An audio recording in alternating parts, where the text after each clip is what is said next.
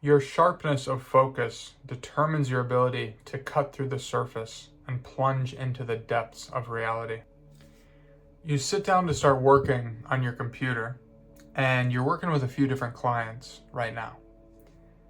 The work you do is very creative, and you help these clients with social media strategy, posting content, running ads, overall increasing their online presence. And you offer a few different services to the clients that you work with. So right now you have more than a few different projects going on. So you sit down to start working while you have your list of things that need to be done for the day, right? And you flip open your computer and there's 18 different tabs open on your computer. And right away, you dive into the most important task on your list. But quickly you click over to another tab and you realize you received an email from one of your clients with a question. It's something you got to address real quick. And this actually sparks a thought from last night. You actually received a different email last night from a client as well that you still need to respond to. You were going to respond to it before you went to bed, but you just didn't get to it. You forgot about it. So now it's time, and ding, your phone rings and your friend sent you a reel on Instagram. So you're gonna watch that real quick, and this dance starts to occur.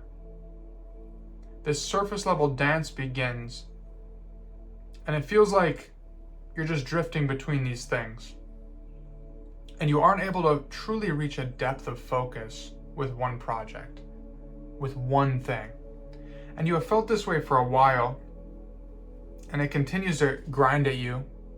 This scattered behavior, this constantly remaining on the surface level of your work, this jumping between things and attention splitting behavior creates this surface level dance where you never truly reach a depth of focus.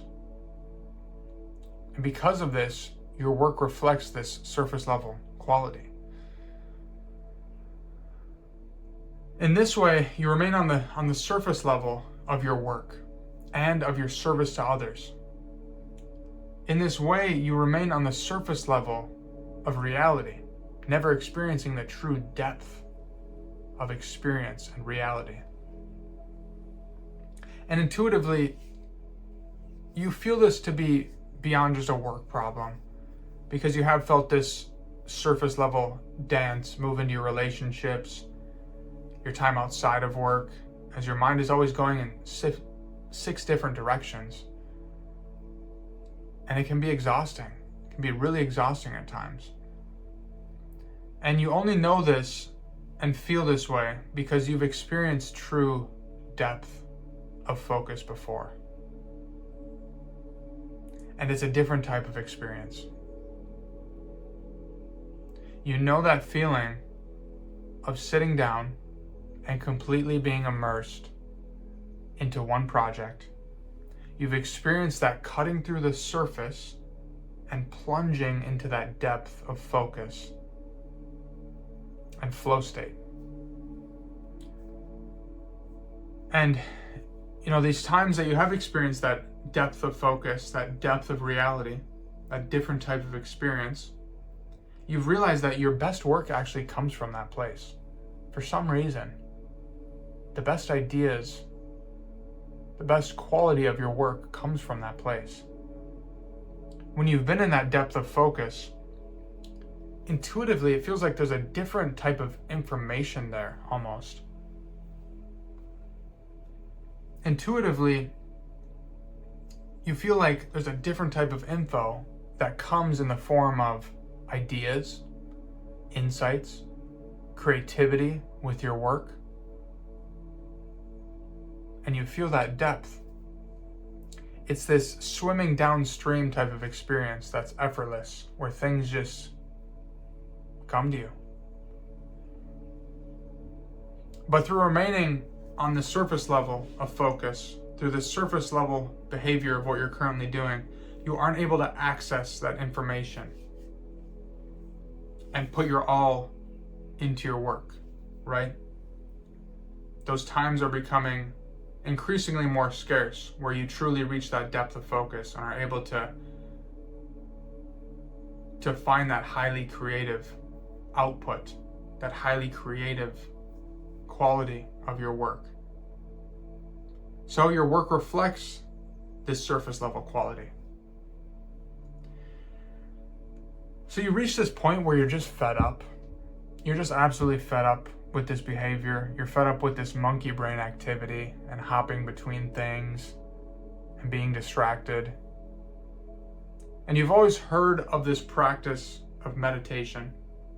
And you've heard some of the benefits. Most of it seems kind of boring to you, like more peace of mind, right? You can get healthier with it.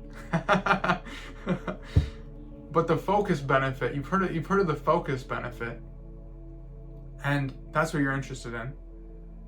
And it sounds like something interesting to you.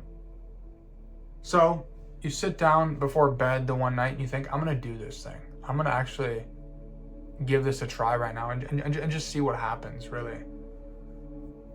And shortly after sitting down in silence by yourself, not distracted, you realize how difficult it is just doing that. You realize how difficult it is to just do that. And by sitting with yourself in silence, your mind just runs frantically to different situations, scenarios, worries, anxieties, into the past and future. Really any type of story to get out of right now. And you realize how difficult it is to just do this one thing.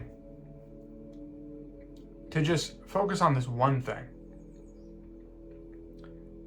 And you realize that you can't even do this one thing. You can't even do nothing. You're doing nothing. And that's a difficult thing. So this really piques your interest. You think to yourself, wait, why is doing nothing so difficult? Why do I want to escape doing nothing and focusing on this one thing so badly right now? So you have this epiphany of sorts through sitting in silence and just letting your mind just run way out there. So by doing this, you continue to do this before bed each night, because this really interests you now. This really piques your interest. This really intrigues you. You're like, why is that the case? And you stay consistent with it. Some days go by, some weeks go by with it, and you start to feel your mind loosen up in this way. This really subtle, slowing down type of way. And you feel life slow down as a side effect of that. And intuitively, you feel this different type of muscle that you're training. You feel this different type of muscle being trained as you continue with this practice. And you learn through doing this that it was a muscle to be trained all along. And you see how your focus starts to improve and starts to become more calculated. And you realize that your focus was a muscle to be trained all along. And just like you can train yourself on stimulus, a scattered mind, the attention splitting behavior, splitting your focus into 6 different parts, and more, you can also train yourself on non-stimulus, a sharp, focused mind doing one thing and less. You come to this realization that it's just this polarity of things. It's the yes, no, it's the good, bad, it's the loud, quiet, it's the distracted and focused. And you can go either way you want with it. And it was really just this conditioning, this training all along.